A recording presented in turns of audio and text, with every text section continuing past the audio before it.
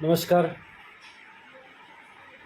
चंदीगड विमानतळावर कंगना राणावत यांना CSIच्या महिला जवानांनं थोबाडीत मारली. ही घटना चुकीची आहे.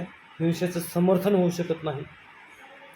जबाबदार पदावर असलेल्या सुरक्षा जवानाच्या महिलेनं असं कृत्य का केलं, याची जी दुसरी बाजू आहे ती सुद्धा पाहिली पाहिजे.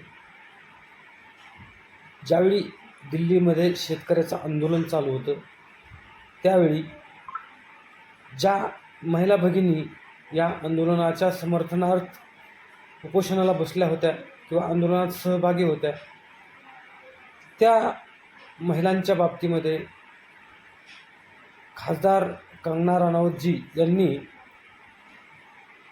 ऐशी महिलाएं 100 में बिकती है असं विधान केलं होतं.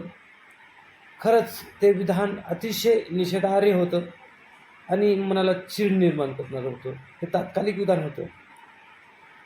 त्या आंदोलनामध्ये या कुलविंदर कौर यांच्या मातोश्री, यांच्या आई त्या आंदोलनामध्ये सहभागी होत्या आणि त्यांच्या आईलासुद्धा ते संबोधन लागू पडतं की महिला 100 में बिकती है. याचा राग, चीड आणणारा राग, प्रत्येकानं आपली आई त्या जागेवर पाहून जर विचार केला तर ते विधान लक्षात येईल. म्हणून प्रत्येक गोष्टीच्या दोन बाजू असतात, अशा ह्या दोन बाजू आहेत.